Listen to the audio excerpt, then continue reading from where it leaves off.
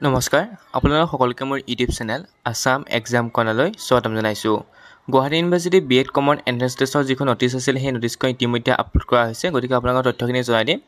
ইয়াত কৈছে যে এলিজিবিলিটি ক্ৰাইটেৰিয়া অৰ্থাৎ এজ পাৰ NCERT নৰ্মছ, অৰ্থাৎ বহুতে কৈছে যে NCERT নৰ্মছ ফৰ্মখন কি হয়। আচলতে আপোনালোকৰ যদি NCERT নৰ্মছৰ যদি এলিজিবিলিটি ক্ৰাইটেৰিয়া ফুলফিল নকৰে তেতিয়া আপোনালোকক ফৰ্ম দিবলৈ আহে, অৰ্থাৎ আপলোড কৰিবলৈ আহে।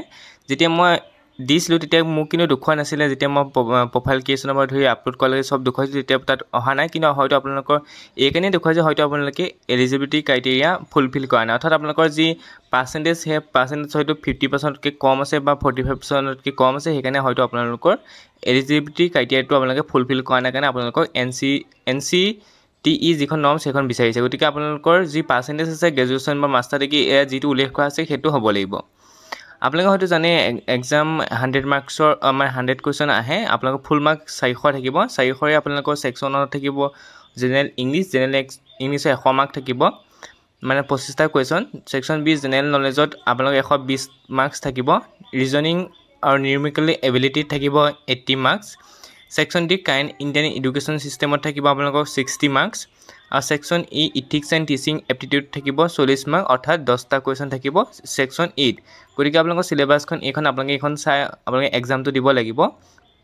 আৰু প্ৰত্যেকটো কুৱেশ্যনৰ বিপৰীতে 4 নম্বৰকৈ থাকিব, টোটেল 100 কুৱেশ্যন আৰু 4 নম্বৰকৈ আপোনালোকে এটা কুৱেশ্যনত পাব। তাৰপিছত ইয়াত কৈছে যে কাট অফ দিয়া হৈছে, অৰ্থাৎ আপোনালোকৰ এইটো নহয় যে এণ্ট্ৰেন্সটো পাছ কৰা মাত্ৰকে বা নম্বৰ যিকোনো নম্বৰ পালে আপোনালোকে এডমিশ্যন ল'ব পাৰিব। 400ৰ ভিতৰত আনৰিজাৰ্ভ কেটেগৰী 80 নম্বৰ পাবই লাগিব, আৰু যিখিনি ৰিজাৰ্ভ কেটেগৰী আছে তেওঁলোকে 60 নম্বৰ পাবই লাগিব, তেতিয়াহে আপোনালোকে এডমিশ্যন ল'ব পাৰিব, নহ'লে ক'তো এডমিশ্যন ল'ব নোৱাৰে। 80 আৰু 60 নম্বৰ পালেহে আপোনালোকে এণ্ট্ৰেন্সত 80 আৰু 60 নম্বৰ পালেহে যিবিলাক কলেজ আছে সেই কলেজবিলাকৰ এডমিশ্যন ল'ব পাৰিব। গতিকে এইটো হৈছে আপোনালোকৰ কাট অফ মাৰ্কটো দি দিছে যে আপোনালোকে মিনিমাম কোৱালিফাইং মাৰ্কটো হৈছে আনৰিজাৰ্ভৰ কাৰণে 80 আৰু ৰিজাৰ্ভ কেটেগৰীৰ কাৰণে 60। গতিকে এইটো আপোনালোকে ফুলফিল কৰিব লাগিব, তেতিয়াহে আপোনালোকে এডমিশ্যন ল'ব পাৰিব। ইয়াত আৰু এটা কথা কৈছে যে এই candidate has to select any 3 examination centre, অৰ্থাৎ 3টা এক্সামিনেশ্যন চেণ্টাৰ চিলেক্ট কৰিব পাৰিব বুলি কৈছিলে। কিন্তু যেতিয়া মই আপোনালোকৰ অনলাইন প্ৰচেছটো দেখুৱাইছিলোঁ তাত কিন্তু এটা এক্সামিনেশ্যন চেণ্টাৰ চিলেক্ট কৰিবলৈহে আহিছিলে। গতিকে আপোনালোকৰ ৱেবছাইটটো এতিয়াও হয়তো আপোনালোকৰ কি কৰা হৈছে, এতিয়াও আপোনালোকৰ ছাৰ্ভাৰ প্ৰব্লেম হৈ আছে, অৰ্থাৎ আপোনাৰ এতিয়াও বনাই থকা হৈছে, সেইকাৰণে হয়তো সকলোৰে বেলেগ বেলেগ দেখুৱাইছে। যেতিয়া মই ৱেবছাইটটো অ'পেনিং হোৱাৰ পিছত যেতিয়া ফৰ্ম ফিল আপ কৰি দেখুৱাইছিলোঁ কিন্তু এইবিলাক তথ্য অহা নাছিলে, অৰ্থাৎ NCERT নৰ্মছৰ কথাও উল্লেখ কৰা নাছিলে, আৰু আপোনালোকৰ এক্সাম চেণ্টাৰ অকল এটাই চিলেক্ট কৰিবলৈ আহিছিলে। তাৰপিছত কৈছে all question will be MCQ type with 4 alternative choice question, অৰ্থাৎ 4টা অপশ্যন থাকিব, তাৰে এটা শুদ্ধ। টেক্সট বুকলেটখন আৰু OMR আহিব ইংলিছত, ইয়াত কোনো ধৰণৰ অসমীয়া নাথাকে। তাৰপৰা কাৰেক্ট আনচাৰ কাৰণে 4 নম্বৰ পাব, আৰু ৰং আনচাৰ কাৰণে 1 নম্বৰ, আৰু কোনো ধৰণৰ এটেম্প নকৰিলে কোনো ধৰণৰ কুৱেশ্যনৰ আপোনাৰ মাৰ্কিং কটা নহয়।